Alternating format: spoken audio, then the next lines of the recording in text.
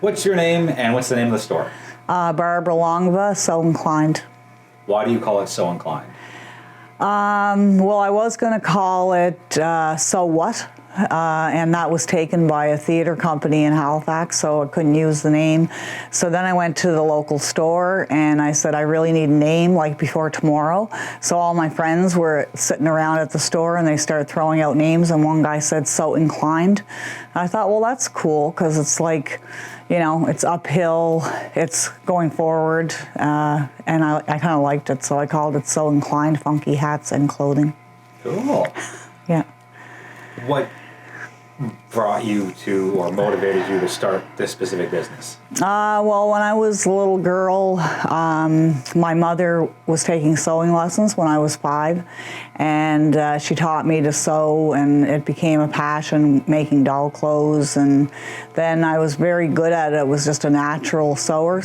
As a teenager, I was making alterations, repairs, and making clothing, and then when I was about 30, in my early 30s, I decided I wanted to make my own, have my own financial stability, so I decided to do a sewing store, doing alterations, repairs, and just making anything I wanted, and if people wanted to buy it, they could. And so that first year I started making hats, and I love hats myself, so it kept developing into more and more hats. Yeah. And here we are. And here we are. And 2023 marks your 30th year in business. Yes, yeah. Well, congratulations. Thank you. It's the same age as my daughter. I was pregnant when I first started doing all the paperwork that you had to do to start a business, and filling out business plans and doing renovations to a building. And yeah, so my business is the same age as my youngest child, my youngest of 4.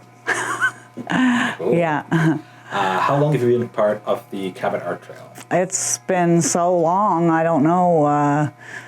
I was part of it still, I think, when I was in Tarbet, because I moved my business. I've been in this exact location 22 years, and 8 years more remote in Tarbet. And we first started, it was the St. Anne's Loop brochure, so it was just the artists in the St. Anne's area that were on it. But then I've been part of the Cape Breton Centre for Craft and Design's artisan map for as long as they've been doing it. I've been part of it. How important and impactful is art and creativity to a community? It's very important. This is definitely my happy place, for sure. And it's just, I don't know, it's a really healthy thing.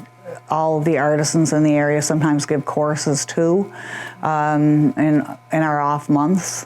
So I've done a couple of hat making courses. I did a fascinator course at one time, and I did a beret making course at one time. So it's very important to this community, because a lot of the people that live here are artisans, and that's how they make their money, but they're also very happy people, I think, because they're artists. I made a hat for Elton John. That might be important. Let's talk about that. Yeah, he played in Sydney in 2011, and I made him and his son matching top hats, like my signature hat that I wear on my advertising and in the brochure.